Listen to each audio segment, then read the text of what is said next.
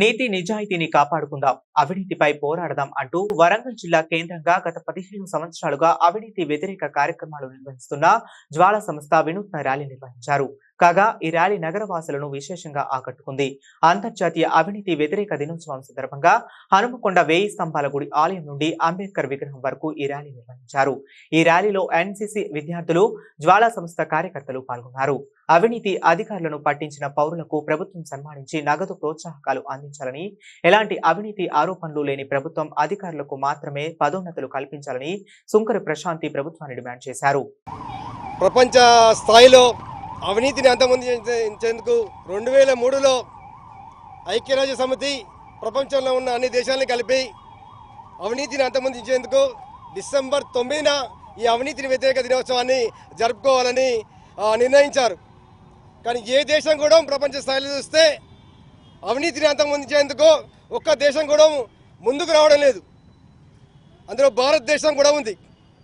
ఈ భారతదేశానికి స్వతంత్రం వచ్చి 78 ఏళ్ళు అవుతుంది. కానీ ఆ స్థాయిలో 75% అవినీతి పెరిగిపోతుంది. అభివృద్ధిలో కాకుండా అవినీతిలో ముందుంటుంది. అందుకే ఈ రోజున అవినీతిని అంతమొందించాలని, నీతి నిజాయితీ చనిపోయే స్థాయిలో ఉందని ఐసీయూలో ఒక పేషెంట్ని ఏర్పాటు చేసి ఈ నీతి నిజాయితీని బతికించండి, ఇది ఆక్సిజన్ స్థాయిలో ఉంది, వెంటిలేటర్ మీద ఉంది, మనమందరం బతికించుకునే అవకాశం ఉన్నా కూడా ప్రభుత్వాలు, అధికారులు, ప్రజాప్రతినిధులు పట్టించుకోవడం లేదని ఈ ర్యాలీని మేము 1000 స్తంభాల గుడి నుండి అంబేద్కర్ స్టాచ్యూ వరకు ఈరోజు నిర్వహిస్తున్నాం. నీతి చనిపోయే స్థాయిలో ఉంది ఐసీయూలో, కానీ అవినీతి మాత్రము బాడీ బిల్డర్ లెక్క కండలేరి గట్టిగా దృఢంగా ఉంది. వీటిని అంతమొందించాలంటే కేంద్ర రాష్ట్ర ప్రభుత్వాలు, ప్రజాప్రతినిధులు కఠినమైన చట్టాలను తెచ్చి ఫాస్ట్ ట్రాక్ కట్టాలని చెప్పేసి మన సీఎం రేవంత్ రెడ్డి గారు తెలిపారు. ఏది డ్రగ్స్ పైన, సైబర్ క్రైమ్ పైన మేము ఫాస్ట్ ట్రాక్ కోర్టులు ఏర్పాటు చేసి త్వరగా కేసులు పరిష్కరిస్తామని, ఈ అవినీతి కేసులు కూడా ఏసీబీ పట్టించిన కేసులు కూడా ఫాస్ట్ ట్రాక్ కోర్టులో ఏర్పాటు చేసి త్వరగా వాళ్ళకి శిక్షణ పడే విధంగా చేయాలి. ఈరోజు డిసెంబర్ 9న భారతదేశంలో ముఖ్యమైన రోజు. తెలంగాణ రాష్ట్రాన్ని ప్రారంభించాలని చెప్పి సోనియా గాంధీ డిసెంబర్ 9న 2003లో ప్రకటించారు. అది గమనించాము.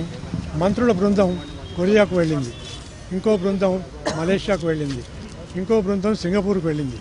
ఇవన్నీ ఎందుకు పోయినాయి అని చెప్పారంటే దేశాన్ని అభివృద్ధిలోకి తీసుకురావడం ఎట్లా అని చెప్పని తప్ప దేశంలో పెరిగిపోతున్న అవినీతిని అరికట్టాలి అనేటటువంటిది ఏ ప్రభుత్వం కూడా ప్రయత్నం చేయటం లేదు.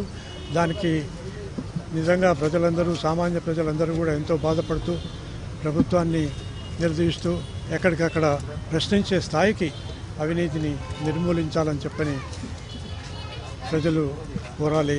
మన ప్రధానమంత్రి గారు 2047 ఆగస్టు 15 వరకు భారతదేశము సంపూర్ణ స్వాతంత్ర దేశంగా ప్రకటించుకోవచ్చు అని చెప్పని అంటున్నారు.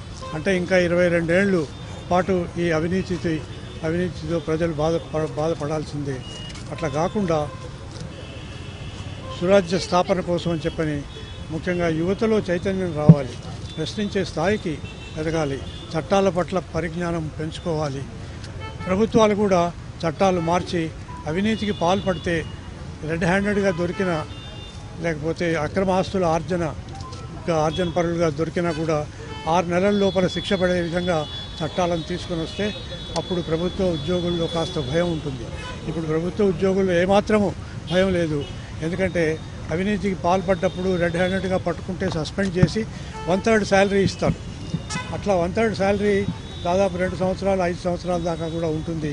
ఇంకేదైనా బిజినెస్ చేసుకొని అభివృద్ధి చెందొచ్చు అని చెప్పని అధికారులు అలసత్వంతో ప్రజలను చిన్నచూపు చూస్తూ అవినీతికి పాల్పడే విధంగా చేస్తున్నారు.